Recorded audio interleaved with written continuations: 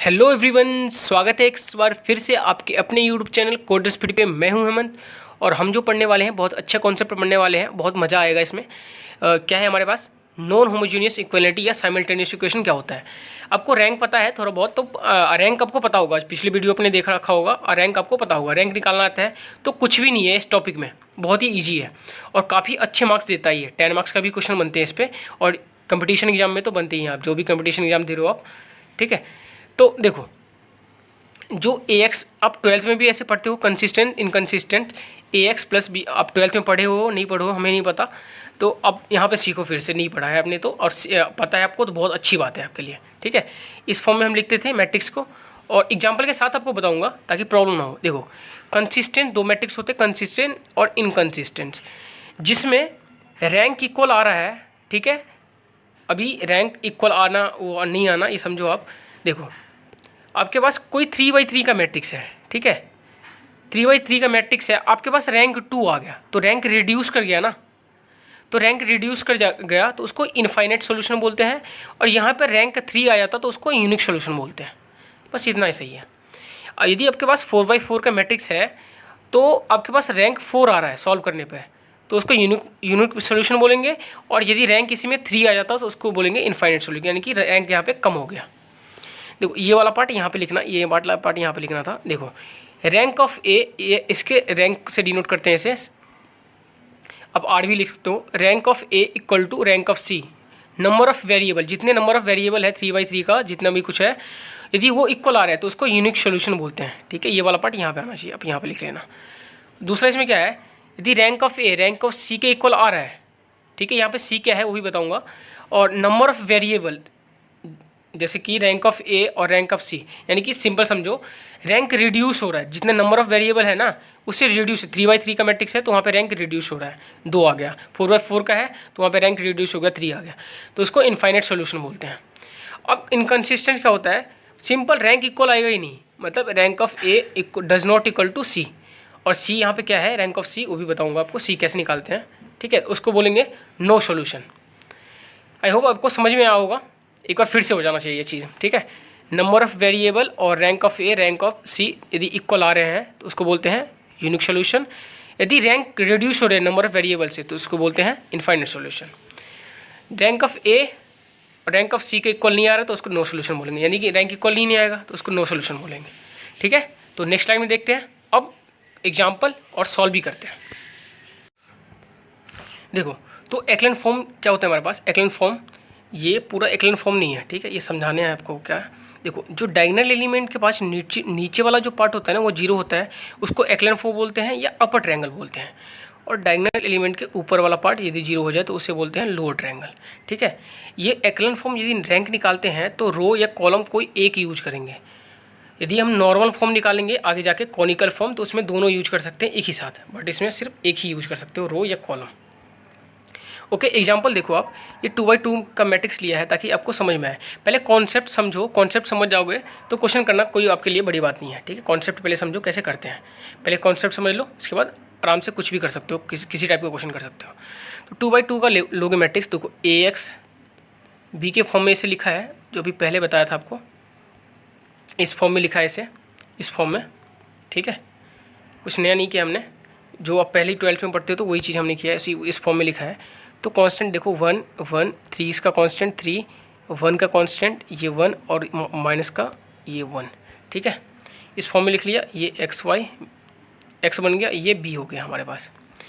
और जो सी होता है, सी होता क्या है, इसे डॉट बोलो या कुछ भी बोलो, पॉइंट बोल लो, ठीक है, इसे ताकि डिवाइड कर देता है, जो अलग लिखा हुआ है सी पॉइंट के लिए है, ठीक है। ए पॉइंट तो आपके पास ये है और जो बी वाला पॉइंट है इसी में डॉट के साथ ऐड कर देते हैं, साथ में लिख देते हैं, उसी को बोलते हैं, दोनों को मिला कर जो वैल्यू आती है उसी को सी बोलते हैं, ठीक है। तो हमेशा जो ये वाला पार्ट होता है, जैसे 3/3 के लिए होगा तो 3/3 के लिए लिख देंगे, ऐसे ही, कुछ चेंज नहीं करना है। अब हमें क्या करना है, रैंक निकालना है, जिससे हमें पता चल जाएगा ये रैंक इक्वल आ रहा है कि नहीं, कंसिस्टेंट है, इनकंसिस्टेंट है, इनफाइनाइट है, नो सोल्यूशन है, कुछ भी जो भी कुछ है।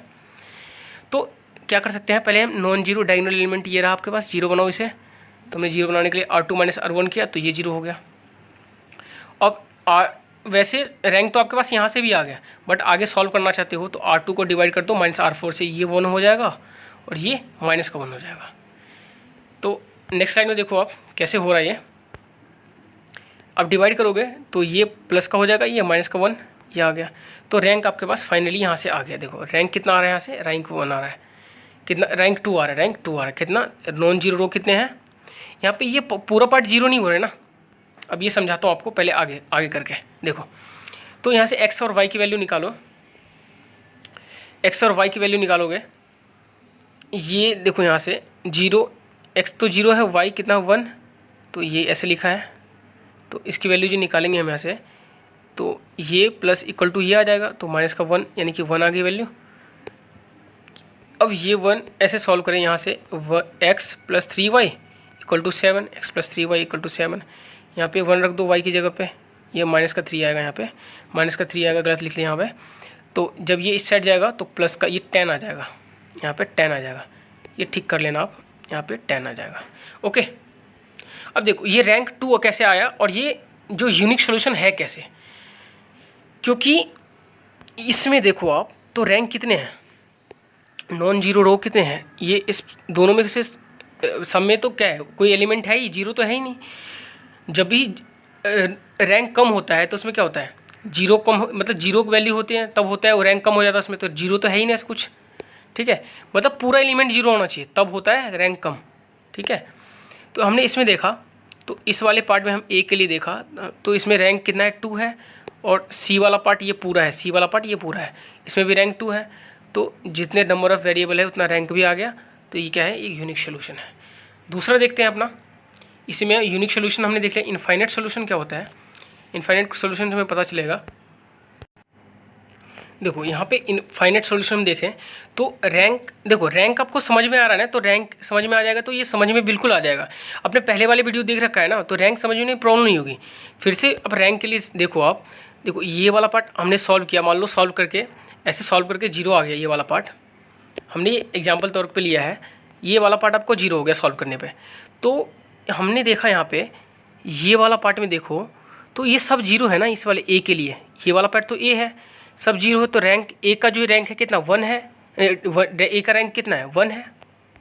और यदि सी वाले के लिए देखें, सी वाला ये पूरा पार्ट है, तो इसमें भी सब 0 है, तो इसके लिए भी रैंक कितना है, इसके लिए भी सी वाले पार्ट के लिए भी 1 है। तो दोनों का रैंक कितना है 1 है, जबकि हमारा वेरिएबल कितना था 2 का। तो रैंक रिड्यूस हो रहे हैं, यानी कि हमें 2 रैंक मिलना चाहिए तो 1 रैंक मिल रहा है, रैंक रिड्यूस हो गया। जितना नंबर ऑफ वेरिएबल हमारे पास 2 था और रैंक हमारे पास आ गया 1, तो रैंक रिड्यूस हो गया। तो इसी को बोलते हैं इनफाइनाइट सॉल्यूशन। ऐसे केस में क्या करते हैं हम, जब रैंक रिड्यूस होता है तो उसको हम लेट कर लेते हैं कुछ, जैसे कि रैंक आपके पास मान लो वेरिएबल 4 है और रैंक आपके पास 2 आ रहे हैं, तो 2 वैल्यू आपको लेट करने पड़ेंगे। आपके पास 3 वेरिएबल है, 2 वैल्यू आ रही है, तो 1 लेट करने पड़ेंगे, उसके अकॉर्डिंग चलते हैं। तो हमारा एक रैंक कम हो रहा है तो 1 लेट करना पड़ेगा। देखो तो y इक्वल टू आपको क्या पुट करना पड़ेगा, यहाँ पे y इक्वल टू के पुट करना पड़ेगा, जहाँ पे y है वहाँ पे के पुट करना पड़ेगा। तो x तो as it is constant term, ये x है, यहाँ पे क्या हो गया k हो गया, तो ये और इक्वल टू 7 तो है ही, यहाँ से x की वैल्यू कितनी आ गई ये, तो ये हो गया आपका क्या इनफाइनाइट सोल्यूशन। और जो इनकन्सिस्टेंस या नॉन सोल्यूशन क्या होता है, नो सोल्यूशन, आपके रैंक इक्वल नहीं आएंगे, ए और रैंक सी के इक्वल नहीं आएंगे कभी। देखो ये वाला पार्ट देखो आप, ये वाला बस इतना। तो देखो ए का जो रैंक है, कितना है 1 है, ए का रैंक 1 है, और जो पूरे पार्ट को देखोगे सी वाले पार्ट का, ये पूरा पार्ट सी है, तो देखो ये नॉन जीरो पूरा 0 तो नहीं हुआ ना, तो इसका रैंक कितना हो जाएगा 2 हो जाएगा, तो इसका रैंक 2 हो जाएगा। तो यानी कि एक का रैंक 1 आ रहा है, एक का रैंक 2 आ रहा है, तो रैंक इक्वल नहीं है, इसलिए क्या है नो सोल्यूशन, क्या बोलते हैं इनकन्सिस्टेंस है, ठीक है। तो नेक्स्ट पार्ट में हम क्वेश्चन, काफ़ी सारे क्वेश्चन करने वाले हैं। यदि आपको हो सकता है इसमें समझ में नहीं आया होगा उतना, तो क्वेश्चन करोगे ना, क्वेश्चन हम अब आगे करेंगे तो पूरा समझ में आ जाएगा। आपने पिछले वाली वीडियो देख रखा है तो फिर तो प्रॉब्लम नहीं आई होगी आपको, आपने नहीं देखा है तो देख लो अब जाके, ताकि प्रॉब्लम ना आए रैंक में, ठीक है। रैंक इंपॉर्टेंट है आपके लिए। तो अभी के लिए इतना ही, आगे वाली वीडियो के लिए वेट करें आप। Take care, bye bye.